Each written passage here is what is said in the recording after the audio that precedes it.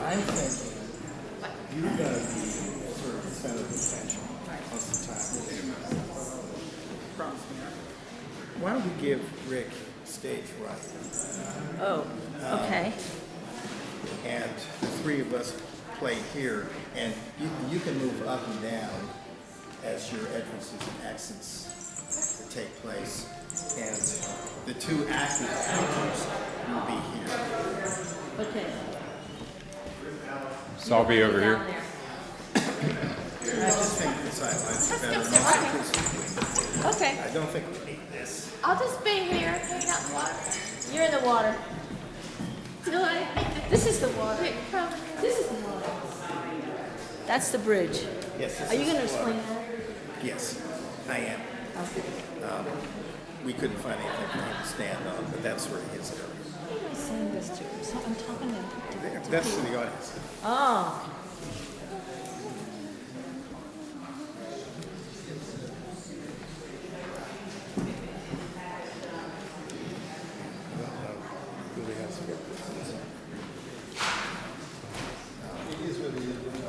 Okay. Can we go now? We can go now.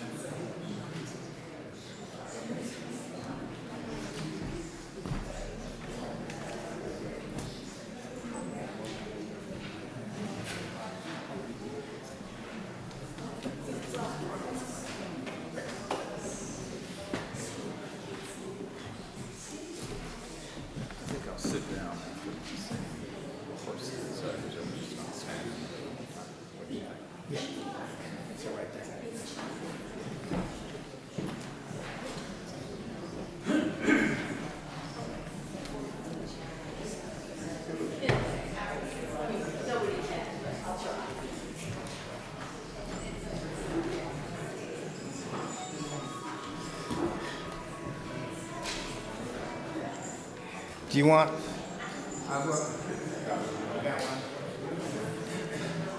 Agua?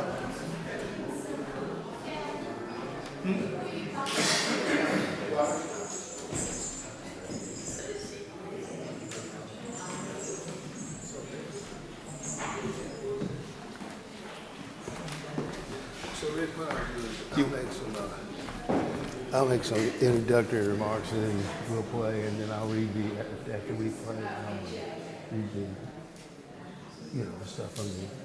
Okay. Yeah. All right, good. Water? Yeah. Don't forget to ask everybody to turn their phones on. Yeah, I got it. I've got it written down. Yeah. All right.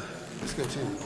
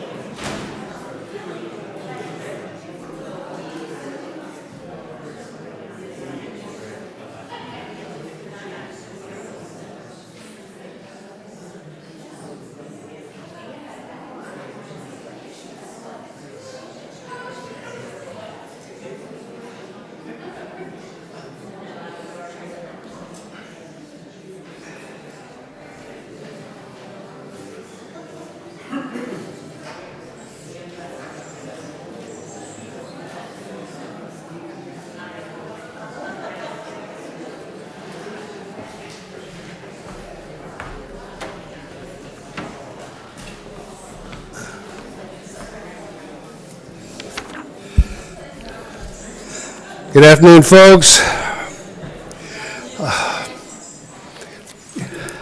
3 o'clock.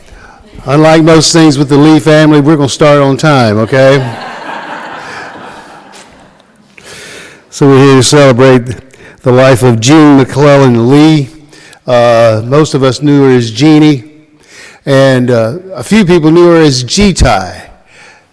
Lord knows where that came from. I guess there's somebody here this afternoon that might know where she got the word G-Tie, the name G-Tie. It seemed like it was a family thing that must have come from down in the history of the family. But I knew her as G-Tie, I knew her as Jeannie, and she knew my name, which was Hello Dearie.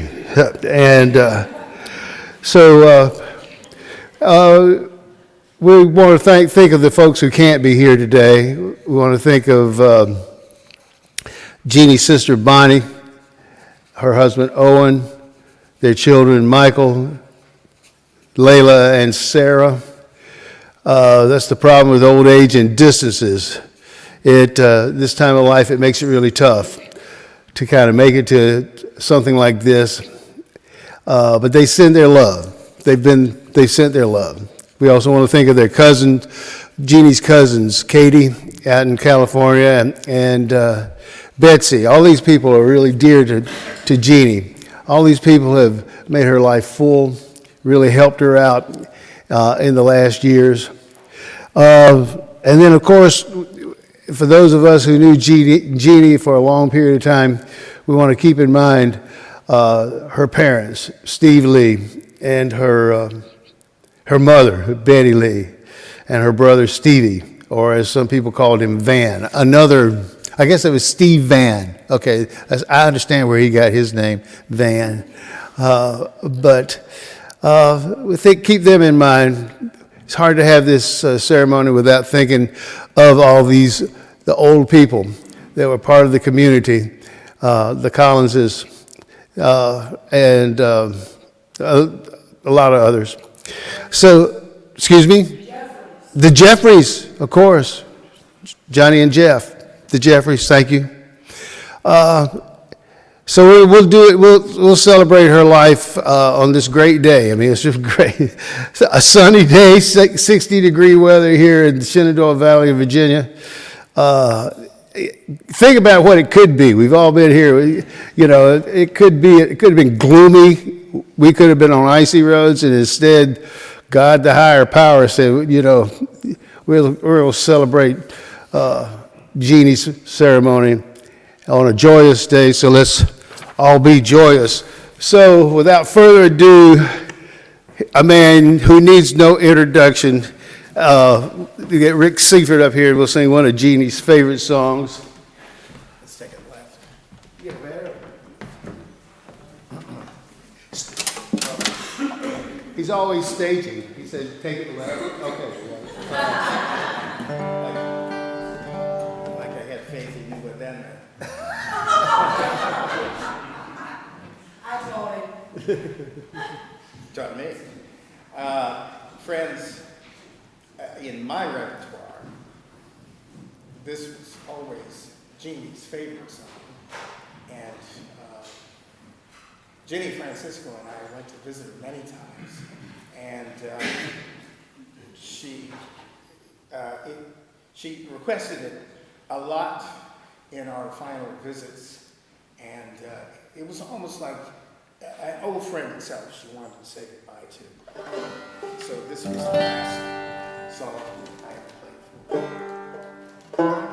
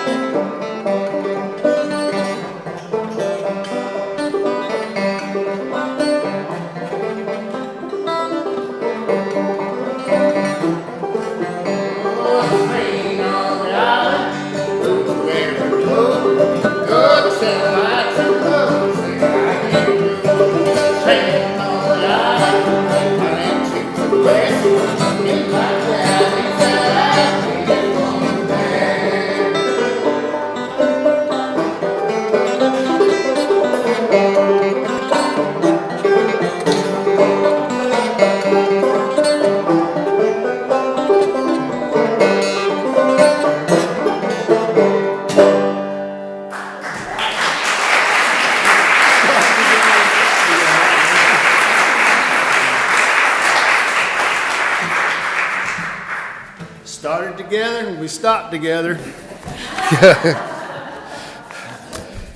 I got some memories people have sent about Jeannie.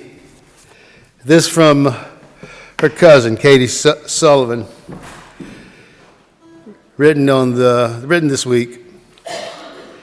She said she was going through some memorabilia and discovered a paper she had written about 4 years ago when Betsy, her sister, Jeannie's cousin, and I were visiting Jeannie. I had captured some pearls of wisdom she imparted during our stay, and here are some of them that might bring a smile of remembrance to those gathered on Sunday. I'd be happy to have them shared as they are quintessential Jeannie. Scene 1, the Walmart in Stanton. A man gallantly opens the door for us, and Jeannie's response, spoken with kindness and gusto, "Thank you, kind sir. Courtesy is surely not dead. But if you'd been on Route 81, you'd know we'd be in serious trouble." Scene 2, the Lee front porch. Jeannie preparing her guitar to play. Rick Seyford says, "Jeannie, you only have 5 strings on that guitar and you need 6. Jeannie, spoken indignantly but with humor, says, "Well, I've been playing with 5 strings since 1972. And it doesn't matter much as long as you play in the key of D." Scene 3, the Lee front porch. Jeannie and Bill Francisco sparring. Hard to imagine. Jeannie says, "I really hate to neuter animals." And Bill says, "Why not? It makes them less aggressive and easy to control." And Jeannie says with great fervor, "Aha, you've just given me a recipe for world peace."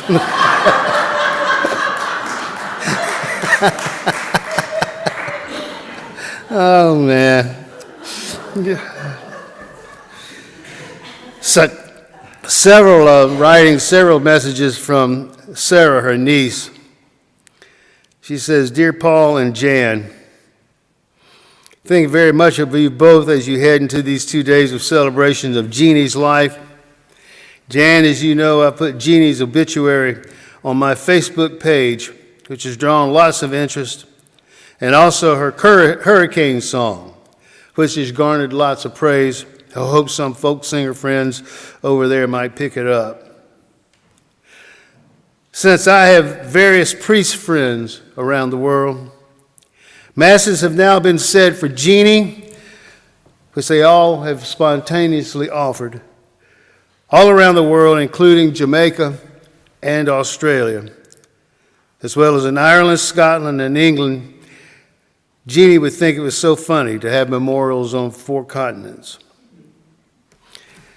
She also writes, "The story of Jeannie's religious order, I remember well. I remember it and wondered about it." She says, Sarah says, "I myself, a Dominican sister from 1990 to 1998, and then left to get married. Jeannie wrote me a letter soon after I left explaining that she was taking on my vocation herself, and she was now Sister Sarah in a new order in Charlottesville, Virginia, called the Celtic Order of St. Aidan. However, on further inquiry, it emerged that she herself was the entire order.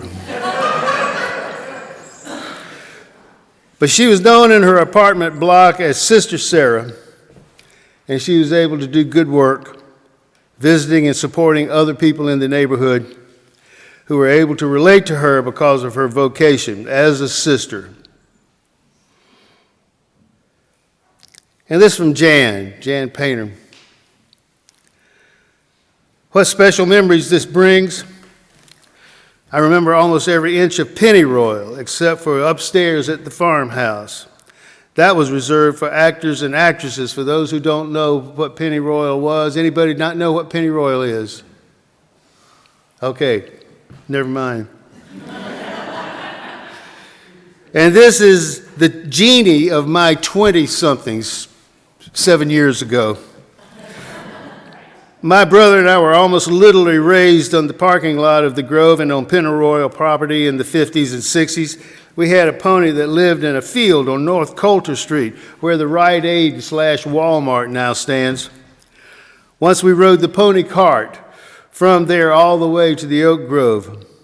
There was a campsite back in the woods, and occasionally we would cook over an open fire and stay the night. Lots of times we didn't make it home until 3 or 4 a.m. after Saturday night cast parties at the farm. Jay and I got into a lot of mischief while my parents slept the next day until mid-afternoon. When I was a little older, maybe 13, I sat with Margaret's mother while Margaret and Fletch were out. To my alarm, I had to make a hot dinner. But all she wanted was creamed potatoes. Did you know this about your grandmother? I had never heard of such a thing, so I made a gloppy mess of almost mashed potatoes, and she said they were the best she had ever had. And for a long time, I believed her. Maybe I will have time to look through some old photos and find more of younger Jeannie. I do remember once, about 1966, she disappeared for a long time. Weeks, and everyone was worried about when she would return. But it was the mystery about Jeannie. We were having a dinner in the formal dining room at my parents' home on Frederick Street, and she burst through the dining room swinging door, meaning she had to enter through the back of the house, and she was in normal clothes, only 100 pounds lighter. She wore a brightly colored sweater and a plaid pleated skirt. She was radiant. These are memories of a woman who lived for songs, lived for music, and lived for words. And so that's how we'll celebrate her today, with songs, with music, and with words. Anybody here travel further than Washington, D.C. today? Other than you? So, Francis Collins, a busy man, for him to take time out of his extraordinary life to come down here and be with us and to be here for Jeannie is really, truly amazing. So Francis is going to sing a song.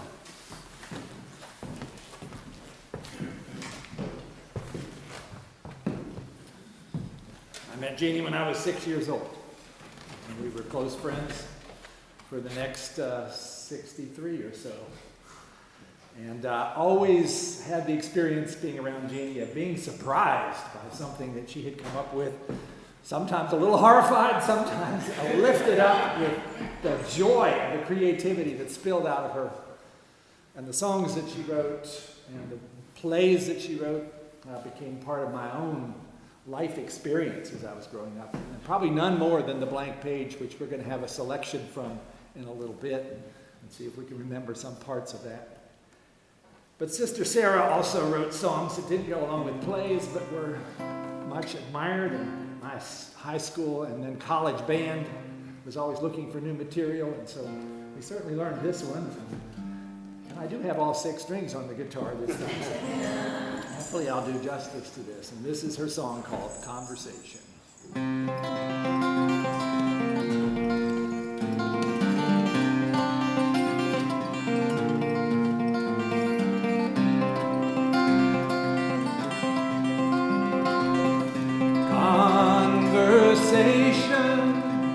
Is like a rolling ring. Turn it around till you end where you begin.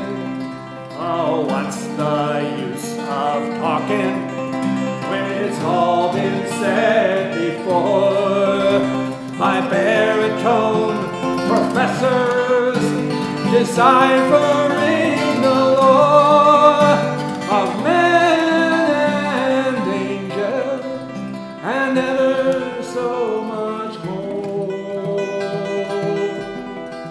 And down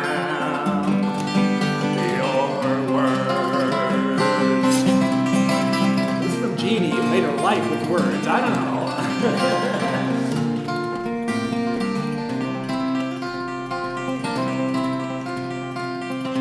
Keep silence in song if you dare.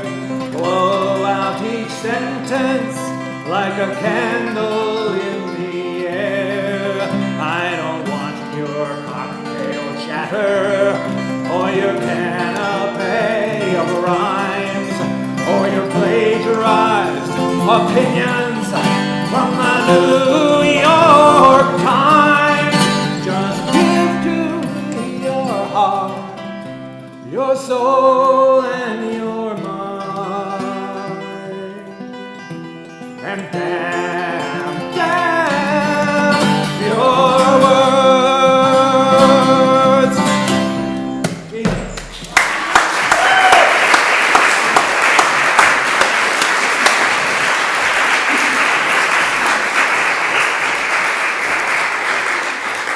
Thank you, Francis. Cathey has some words. These are Jeannie's words.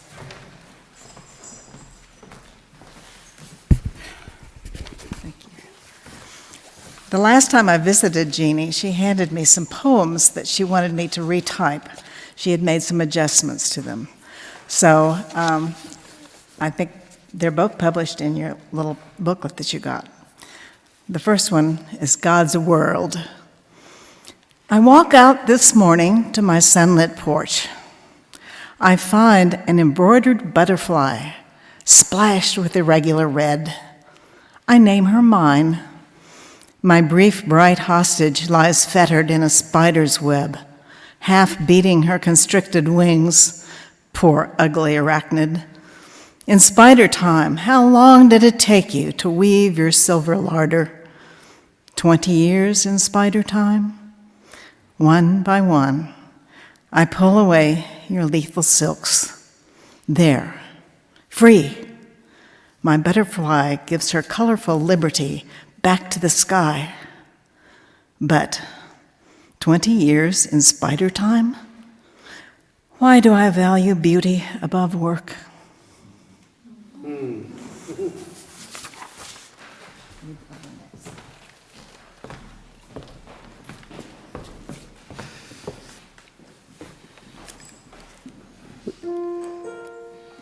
Mary Jo Ramsey, Constance Harrington. Songs.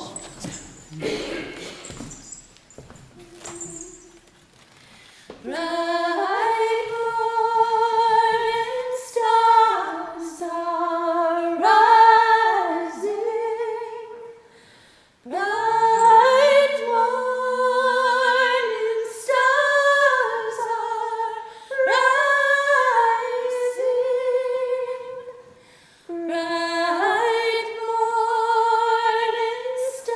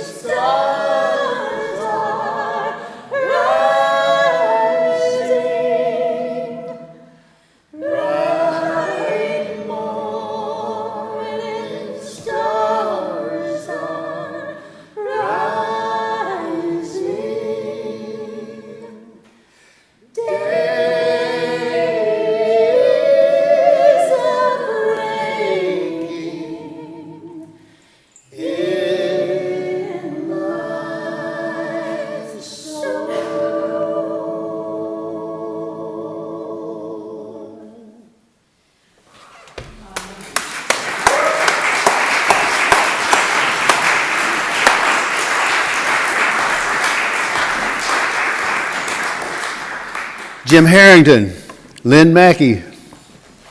So when Paul asked me if I could make a contribution, I thought the best one I could make would be to not sing. And then this tune occurred to me right away. It's an Irish lamentation, and it's called Irish Lamentation. And I'm so happy that Lynn Mackey was able to join me and present it.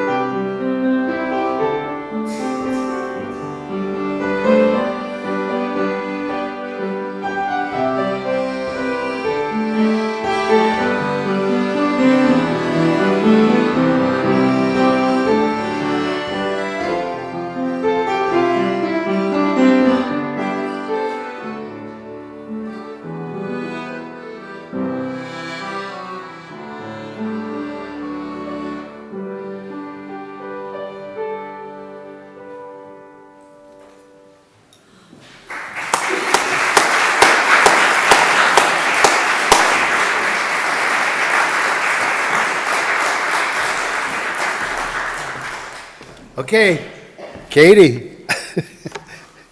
Didn't want you just to be able to do it all together. You have to get up and walk back. I'm not the director. Yeah. I'm just following directions. This one is called A Celtic Blessing for a China Tea Set.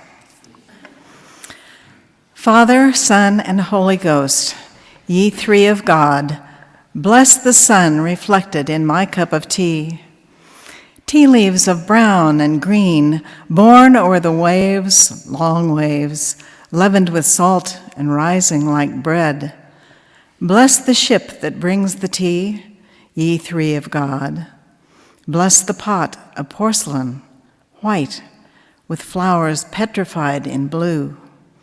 Pot where I steep, pot where I brew. Mother Mary, steady my hand upon the handle's curl. Pour with me the blessing in the cup, whose hollow holds the sun reflected. Ye three of God, bless this day, the tea. Thank you.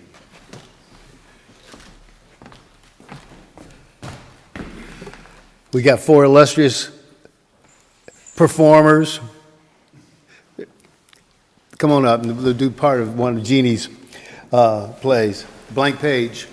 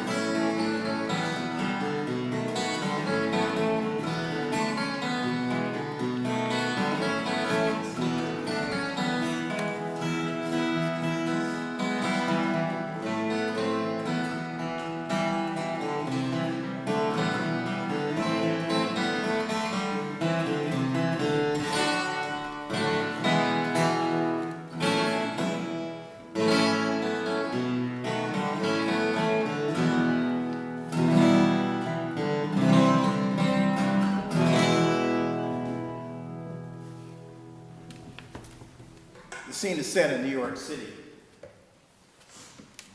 on a barge that our heroine has renamed Robespierre that drifts down one side of Manhattan and up the other.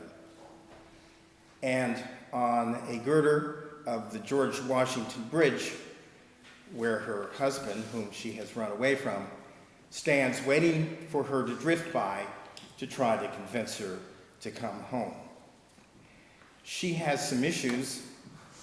She had a bad day out in the city, and then when she came home, there were a couple of cockroaches making love on the kitchen floor, and her husband, Peter, played by Chittum, stomped on them. And then Kathleen, played by Judy Mosedale, ran away and found Robespierre. Well, the other thing is, all of a sudden, a Silky appears from out of the water. Now, if you don't remember all of your Celtic mythology, Silkies were seals in the water, only in this case it's a special Silky, a fish. And he appears from the water, but Silkies were men on the land. I'm playing Connolly, the Silky. And they need to come on the land to find a human woman to bear them a child, who will be Carl, played by Mary Jo. And the trick is that Silkies are demon lovers because they lure these women eventually to their deaths after providing them with a child. But we go back now to the original situation. Kathleen is on Robespierre, having had a very rough day.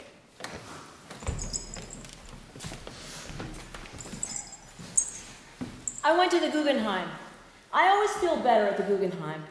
Only that day I didn't, because the very first picture I saw was an enormous piece of plain white paper priced at $10,000 and entitled Climax. So I fled to the Philharmonic, where they were doing a new symphony called Immaculate Conception, which turned out to be 45 minutes of dead silence. And of course, everybody thought it was the best thing the guy ever wrote. Do you remember the songs you made of me? Every roving line, a melody incarnate. Do you remember the hours tuned to ecstasy? A tone tower built naked to high sea. You lay swallowed in the song of me, and I in the song of you. Bells of balance struck in harmony, clamoring anew. Do you remember? Look, dear, I was 19 when I wrote that stuff. You were 17. I'm now 28. And I'm 22. Is that what you're thinking? Yes.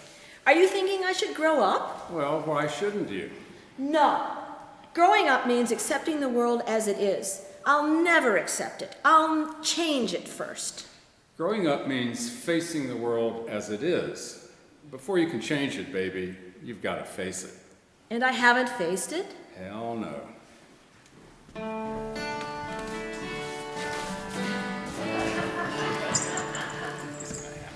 Well, well. Who are you then? 'Tis Connolly the Blue, I'm called, or Blue Connolly, whichever you prefer. I'm the great Silky of Salisbury. The what? From where? Ah, I'm disappointed in you, girl. With a name like Kathleen O'Donnell, I thought you'd surely know what and where of me. Police! You can't call the police, girl. They are part of the world, which you have renounced. Oh, okay, buddy. If you are really the great Gatsby from Soul Scary, get down on the floor and turn yourself into a fish right now. Ah, now, I'd wriggle and flop. Please, please turn yourself into a fish. Can't you see you're making me nervous? There is no need for proof, darling. You already believe, because you want to believe. Yes, I do, heaven help me. I do want to believe. Oh, wow, I'm cracking up. Peter! Peter is home in bed. A whirlpool. Oh, it's my face. No, it's your face. No, it's both of us. Both of us in one face. A child's face. A little girl. A child? Born this very night, I think. In a dream, the embryo grows very fast. Tomorrow morning, she'll be 14 years old. There will be hardly time for a bath. I guess not. There'll be time for swimming, though. Swimming? Yes, a Silky must learn to swim. Tomorrow, when the sun reaches the top of the sky, it's into the foam, my little daughter. Gills wide, tail back. No, up with the fins. Ah, there's me girl. See how blue she is with the sun on her. Tomorrow? But that's so soon, Connolly. You're taking her away so soon. But she is a woman now. But she's never even been a child. She's never dressed a doll or made a mud pie. It's not fair, Connolly. Oh, I don't want this child. Up came the fisher with his long fisher's hook. Oh, the wind and the rain. Look! There's another one. 2 of them. 2 bleeding fish. A big one and a little one. Cathey. In the bathroom. Act 2 begins. With Cole. Oh, he's not gonna sing. He's not gonna sing that. Sings this song. This is you singing this. Ooh, and on. This is cool. So young and yet so old. Ooh, and on. What prophecy foretold my unfortunate creature? 10,000 times the wheel spins, 10,000 times I'm born again, 10,000 times conceived in sin, when all I ever wanted was there. And Carl tells us quickly that this is not the first time she has been brought forth. That she has a mother now, which is Kathleen, but she's not her first mother. In fact, the baby was the Kathleen. She sings this song.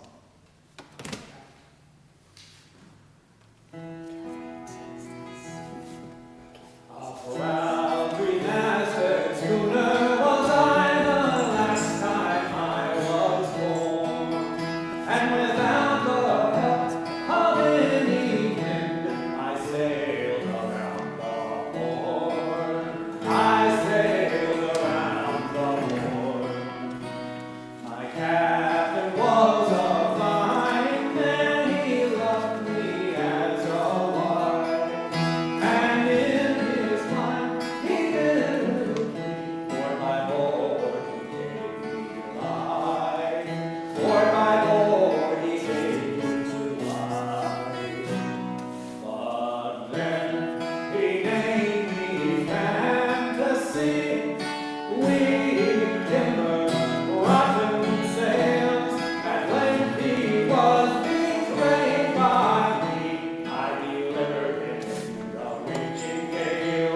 into the arms of the waiting king. The only tune that my fiddle would play. Daughter, you've gotten huge since the moon went down. Father, I hate you. Puberty again. She always hates me during puberty. I hate you, 'cause I'm a silky and 'tis your fault. Sure, and can I help it if the sins of the father are visited upon the third and the fourth generations? How can you make jokes when I'm feeling tragic? Tragic? What about, child? Silkies, we're unable to die. You hear, we're the cause of so much dying. How can you laugh at eternity? There now, daughter. I prayed for death, Father. Then your prayers have been answered. But What is life, after all, but an accumulation of small deaths? The bodies of moments piled high and forgotten. Living is only dying, girl. Remember that. then you or I are living the longest death of all. Oh, Father. Come now.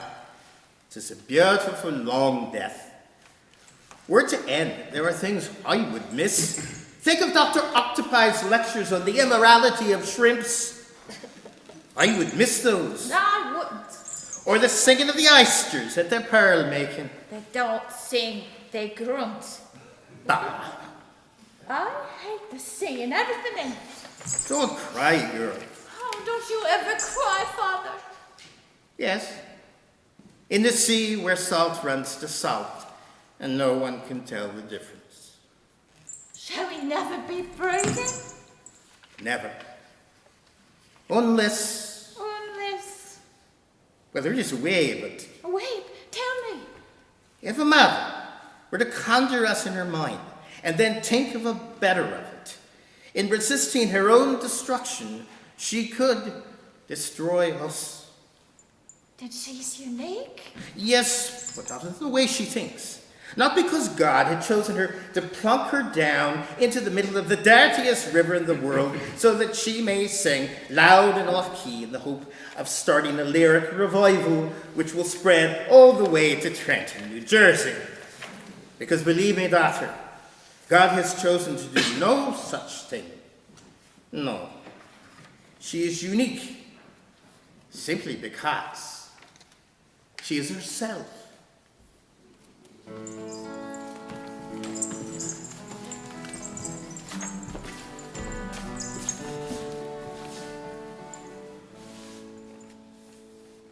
I love you. I can't hear you. I said I love you. Are you ready to come home? No, I'm never coming home. If I came home, you'd step on them again. Why did you have to step on them, Peter? Step on who? The copulating cockroaches. Oh, no. Are we back to that again? How was I supposed to know you'd made a life force symbol of them? I mean, let's face it. A man comes home and finds a couple of fat green bugs making it in the middle of his kitchen floor. He steps on them. Murderers! You and the Guggenheim and the Philharmonic. Murderers, all of you! Oh, come on, baby. Let's be fair about this. I'm sorry you had a rough day at the Guggenheim, but they don't feature a blank page all the time. If you'd only look down the other aisle, you might have learned Kandinsky's style, or seen Picasso's Melbourne charts. I'm sorry you had a rough day at the Philharmonic, but silence isn't always their bill of fare. Don't you think it's pretty ironic that sometimes they serve Bach or Brahms, or even Tchaikovsky? Well done or rare. Give the Philharmonic and the Guggenheim and me another chance, baby. We're not all bad. No, you are not all bad. But the thing that is good in you is the thing that is old. What's new is nothingness, silence, the blank page. I'm offering you reality, Cathey. Reality is nothing. Silence? The blank page? Oh no, baby, you've got it backwards. Nothing is what you build alone, by yourself, for yourself. Like this fishman fantasy, that's nothing. Reality is something because you build it for someone else. You think I'm selfish. Yes. If you care one fig about me, you would ditch the silly fishman and come home. I need you to give me one of your rub-downs. You know, with the mustard and the hot towels. Oh, I just plain need you. If you love me, you'll say hell with fantasy and come home. I do love you, Peter. And I need you too. But I also need fantasy. Sure, baby, everybody does, but in moderation. Well, I used to be moderate about it, but Yes. until the song stopped. When the song stopped, I felt starved. You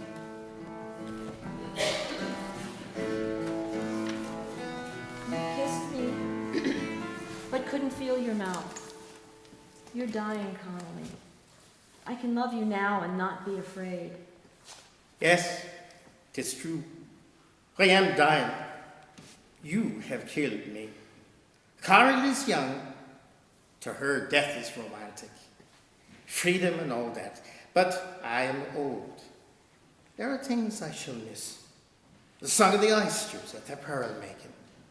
And I know last time I heard it that I would never hear it again. I would have listened more attentively. Goodbye, Kathleen. Remember me. Goodbye, Connolly. The only tune me fiddle would play was "Oh, the wind and the rain." The only tune that me fiddle would play was... You're singing somewhere, Connolly, but I cannot hear you. Cathey, are you ready to come home? To the Philharmonic and the Guggenheim and me? Peter, are you still there? Of course I'm still here. I love you. Can you hear me? Yes, darling. I can hear you. We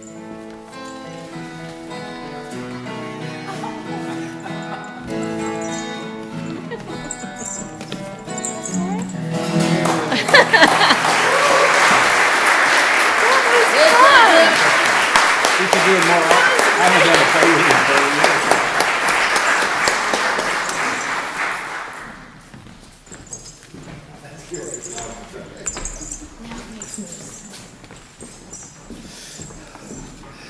I said 4 accomplished performers. I forgot about the good doctor over there with his guitar. I knew he was going to play, but I just let it slip my mind.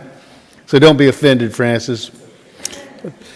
Jim, Lynn, another tune. Celebrate Cathey's union with my playing sprightly Celtic winter tune.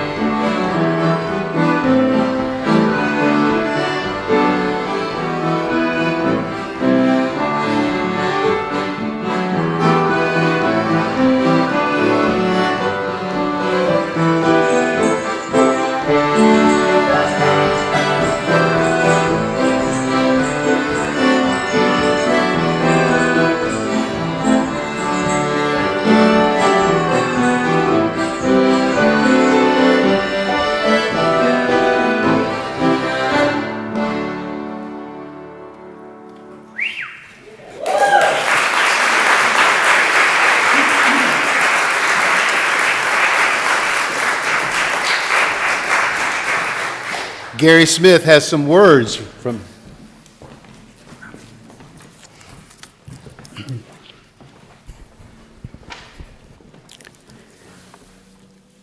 She lived her life in faith, friendships, and forgiveness. The kindness of her heart, the convictions of her soul came to the page and to all of us in her plays, her songs, and her poetry. Lame girl on the east bank of the River Jordan. On Jordan's stormy banks I stand. I am bound for the promised land. What is promised? In you all nations shall be blessed, as numerous as the stars that fall. Abraham, do you possess, or are you his bewildered guests? In the land of promise, promised land, on Jordan's stormy banks I stand. Fear not, I am with you. Joshua told God. Or was it the other way around? What is promised in this land? Milk and honey, the lambing bell, fruit of the vine, Jacob's well, here abide in Genesis side. Are there still giants in this land? On Jordan's stormy banks I stand. Then shouts the river, ye courageous, cross over. The torrent they rend. The west bank beckons, the west bank bends, like a mother or a long-forgotten friend. Then shouts the river, ye courageous, cross over. With bones of Joseph on your backs, brave the swells, brace the cataracts. With stones of Jordan, an altar build where the lion sun sets on Baal's red hill. But have you seen Jordan? You yawn. She is silted and small. Her voice is gone. She's in danger of becoming a frog pond. The waters parted. They walked over. For God's sake, courage and cataracts be damned. But don't rivers change? On Jordan's sluggish banks I stand. Am I bound for the promised land? The east bank, where my feet are mired, is strewn with tired, anonymous bones. Bones of the old, bones of the maimed, bones of the blind, bones of the lame. We bones lie down, we watch, while heroes match their march to God and go. On Jordan's stormy banks I stand. Am I bound for the promised land? I am bound for the promised land.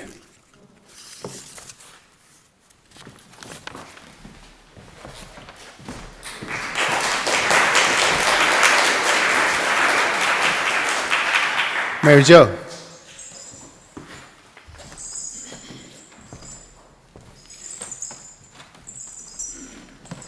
Oh, where is my dear Jeannie?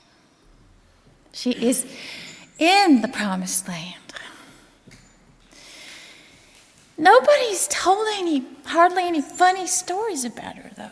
I mean, there's a whole bunch of them. I'm going to tell you two quick ones. I was living here. I've been here off and on since I left 20 years ago, and here I am again. I had just got my massage license for Virginia. And I was staying at Jeannie and Beth's house. If you don't know them, it's okay. They're great people. But anyway. And Jeannie was supposed to come there and get a massage. And I was so excited to give her a massage as a gift because I was sure she'd never bought and paid for a real professional massage before. So it was really exciting. And I gave her really what I thought were clear directions to get up Middlebrook Road, to turn onto Deer Run Lane and take the first driveway to the left. Well, she kept going, and she must have taken the second or third driveway. So Janely and I were sitting there having tea and waiting and wondering where Jeannie was. And of course, I called her house, and we didn't have cell phones back then. And then gradually, Jeannie and I started realizing there was this sound coming from up in the woods. Honk, honk, honk, honk, honk, honk. And we didn't know what in the world it was. And finally, Jeannie figured out somebody was honking in Morse code. And Jeannie had gone way up the steep hill, turned on a driveway, and then somehow got turned around and driven off a ledge that was about this deep.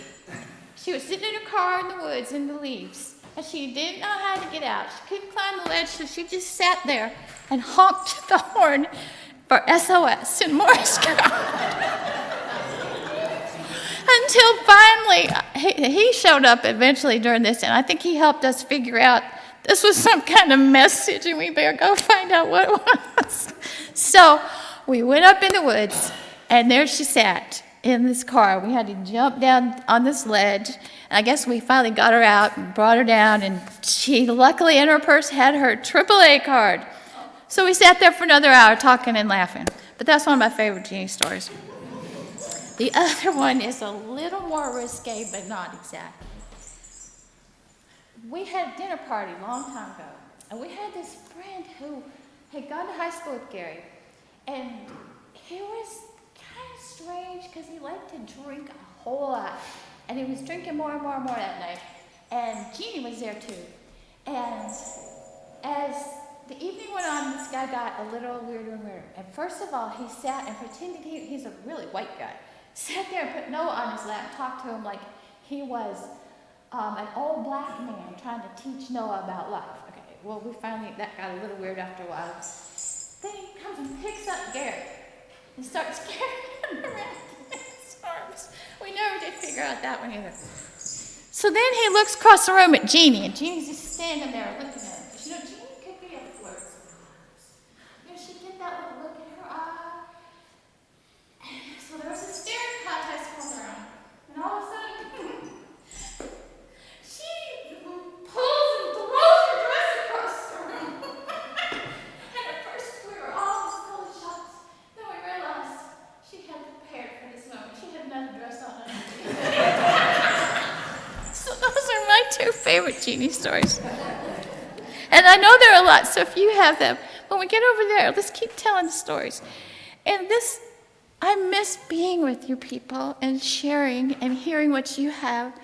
Please, let's don't wait till people die to get together and share music and stories. Hi, Bill Francisco. He's sitting there all dressed up and quiet. Jeannie once told me, I'd tell this one more thing. She said, if I go missing or you find me dead, you better look into Bill Francisco. I can't tell you more things, it's too rotten. Well, I knew you loved her. I did. Okay, it's time for me to sing. But I love Jeannie, and I only think I ever had two friends in my life that I could talk and create things with talk. Ideas and castles and imagination. And I moved away and I would come back and I would have to go see Jeannie as many times as I could fit in and sit there in her apartment for that 2 hours until I exhausted her. But there's just not enough people in the world like that. But I guess if God makes these pearls, they're precious. And there's a hole in the world now. But I'm sure it's filled with memories and the reality that she's not far away. And this is a song she loved me to sing for her.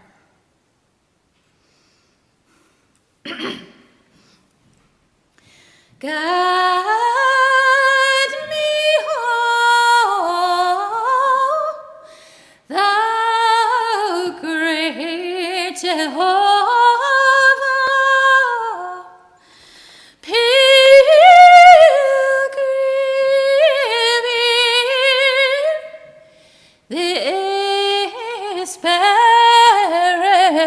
Land. I am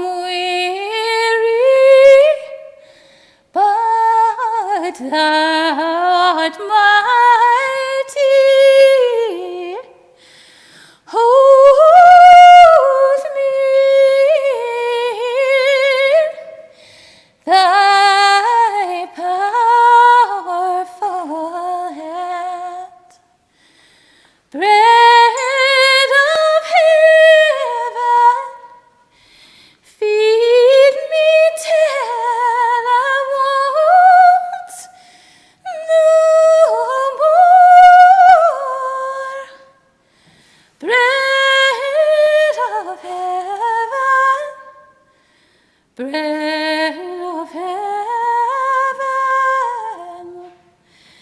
feed me till I want no more.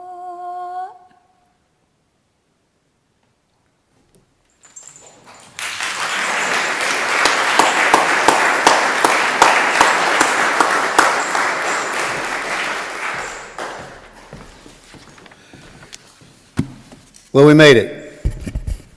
What a great afternoon celebrating this wonderful woman's life, her words, the songs she loved.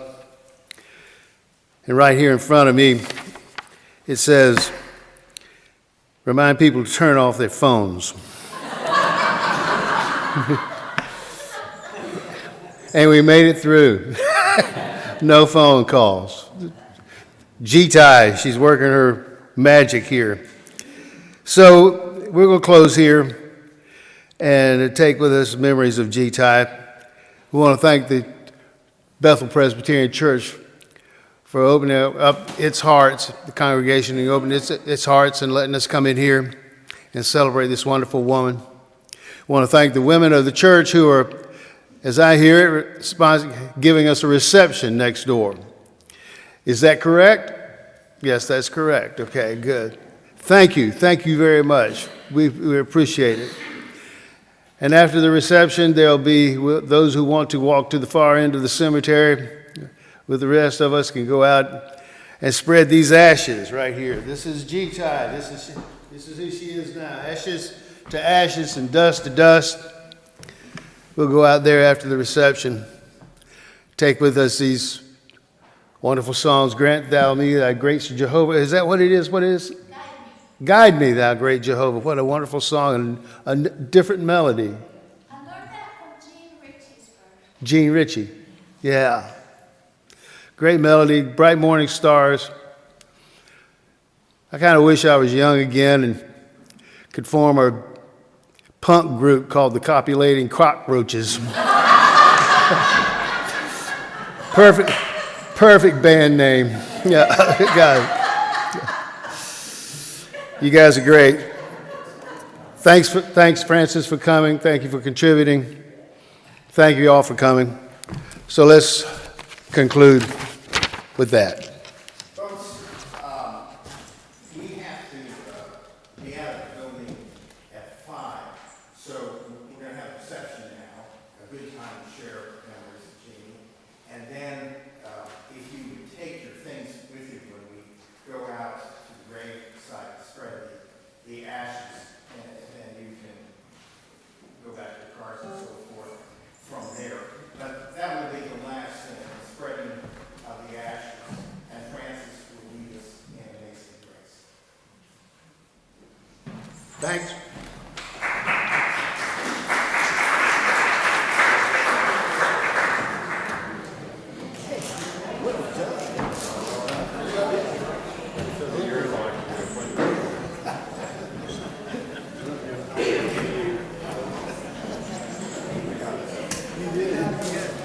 Good job.